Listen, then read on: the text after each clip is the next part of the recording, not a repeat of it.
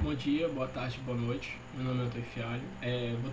Vou apresentar o trabalho da disciplina de análise exploratória de dados da pós-graduação em análise de dados e inteligência artificial. É a avaliação 2, relacionada a principais medidas de tendência central e dispersão. Certo? Vamos lá. Primeiramente, uma compreensão, né, da tendência central. Basicamente, ela dá a ideia acerca dos valores médios da variável em estudo, certo? E ele tenta sintetizar basicamente todos os conjuntos de dados em um único valor. E a gente vai ter três valores aqui que a gente pode trabalhar, né? Três conceitos, que são a média, a moda e a mediana. A média, ela é bastante utilizada aí no campo acadêmico e no campo dos escolares, né? E basicamente o que ela é, né? Ela é a soma de todos os valores e a soma desses valores dividido pelo número total desses valores, né? A gente consegue trazer essa informação da média. Aí eu trouxe um exemplo, né, de avaliação escolar, 5,5, 7,5 e 8, aí consegui uma média 7 e a pessoa pode ou não ter ser aprovada por essa média. Além da média, a gente tem a mediana, que seria basicamente a gente tem um conjunto de valores, né, um conjunto de amostra, como a gente pode observar aí, a gente pode colocar em ordem crescente ou decrescente, e o valor do meio, né, ele seria o valor da mediana. Porém, se a gente tem um conjunto de números pares, né, que o resultado é par, então a gente vai ter que fazer a soma dos dois números que estão no meio, dividir por 2, né, tirar a média entre deles dois, e assim a gente vai ter a mediana. Como aí o conjunto é de valores ímpares, a gente só tem 9 amostras, então seria a amostra 5 a mediana, né, o valor da amostra 5. E no caso aí o valor da amostra 5 é 6, certo? Além de média e mediana, a gente tem a moda. E a moda, o que seria, né? Ela seria os valores que são mais frequentes. E dentro do mesmo conjunto de dados que temos que a moda seria 4, né? Dois conjuntos de dados que deram valores 4. Bom, além disso, a gente tem a pegar essa compreensão das medidas de dispersão. Que seriam as medidas de dispersão? Nada mais do que medidas que traz informações a respeito da dispersão, né, dos pontos dos dados em relação ao centro, certo? Oferecendo uma visão abrangente, né, do conjunto de dados. E nisso a gente tem dois parâmetros, variância e desvio padrão. O primeiro parâmetro, que é a variância, basicamente ela traz o grau de dispersão, né, em relação à média, né, ao centro do conjunto. Basicamente ela é a diferença entre todos os valores, né, cada valor em relação à média, pegou essa diferença, elevou essa diferença ao quadrado e fez a soma de todas essas diferenças e dividiu pelo número de amostras. Quando a gente traz variância populacional, a gente divide pelo número de amostras. Quando a gente traz variância amostral, a gente divide pelo número de amostra menos 1. Populacional, número de amostra. Amostral, n menos 1, certo? Aqui temos um exemplo, onde a gente vai ter 4 amostras. Essas amostras têm valores 5, 8, 10 e 7. Dividido por 4, a gente vai ter uma média de 7,5.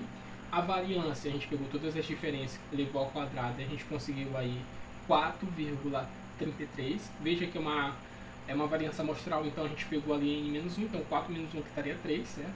E a gente conseguiu essa variância aí. Em relação ao desvio padrão, nada mais é do que a raiz quadrada da variância. E ela consegue trazer o grau de dispersão em relação ao centro, né? A medida ao centro, a média. E a gente pode informar como a média aritmética mais ou menos o desvio padrão. Ali a gente tem a variância, 4,33. A raiz quadrada dela daria 2,08 aproximadamente. Então a gente tem ali 7,5 a aproximadamente, mais ou menos, para 2,08. Então pode ser para mais ou para menos, aí 0,8. O coeficiente de correlação linear de Pearson. Esse coeficiente ele tenta trazer a informação de uma correlação entre dois dados, um dado x e um dado y, e se essa correlação for menos 1, quer dizer que a gente tem uma associação linear negativa. Se ela for 1 positivo, uma associação linear positiva. Quando ela é positiva, ambos crescem. Quando ela é negativa, o x ele cresce e o y ele decresce. E quando é o zero, quando a gente chega em zero, próximo de zero, a gente vê que não tem uma correlação, né? Existe uma ausência de associação linear entre essas variáveis. Existem várias aplicações, né? A gente tem vários campos. Eu trouxe aqui o campo do financeiro. Basicamente, eu fui atrás de informações de database, onde eu consegui uma database de um banco. E esse database ele tinha data, tinha quantidade de transações, valores total de transações e de transações. E tinha vários anos ali de coleta, de 2018 a 2023. Eu peguei eu peguei todos os estados, filtrei só o ano de 2023, ou seja, só os dados de 2023, e trabalhei em cima desses dados de 2023. Trabalhei em qual os dados, basicamente? Em quantidade de transações e valor total de transações. Por quê?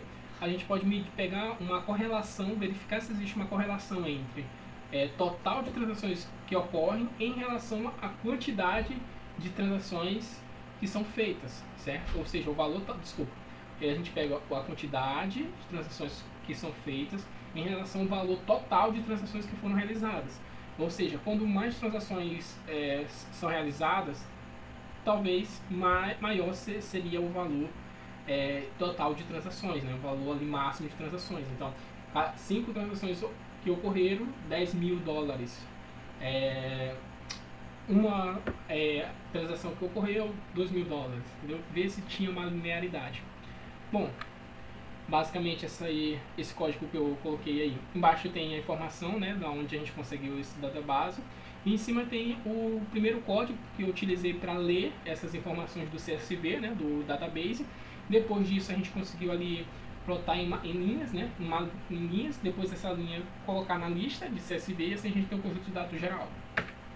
Depois disso, esse código aqui da lateral eu consegui aqui separar em relação aos anos, certo? Depois que eu separei em relação aos anos, eu foquei em 2023. Depois que eu foquei em 2023, o que eu fiz?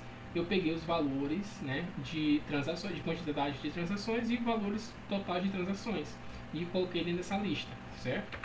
Depois disso, utilizei essas bibliotecas no NumPy SCPy, aonde a gente conseguiu ali pegar média, variância, desvio padrão e coeficiente correlacional de peso. E aqui estão nossos resultados. A gente conseguiu uma média de 500, certo? A média em relação a transações é 4.977. A variância aqui 83.000 em relação à quantidade de transações. E em relação a transações, né, valores totais de transações, quase 8 milhões, né? Quase 8 milhões. Desvio padrão aqui de 289 e o desvio padrão em relação a transações 2.894, certo? E o coeficiente correlacional de peso aí é próximo de zero, ou seja, não existe aí, existe uma ausência de linearidade nesses dados, certo? Aqui eu trouxe uma informação onde a gente pega ali valores das transações e a quantidade de transações. Então a gente vê que próximo ali de zero a gente tem transações que foram até 10.000, entendeu? E ali próximo de 10.000 com transações também próximas de 10.000. Então bem povoadas essas informações aqui. Veja que é uma população de 2023, desculpa, uma população de 2023. Então, isso aqui são as minhas referências, certo? Mas eu fui além, certo? E busquei, droga,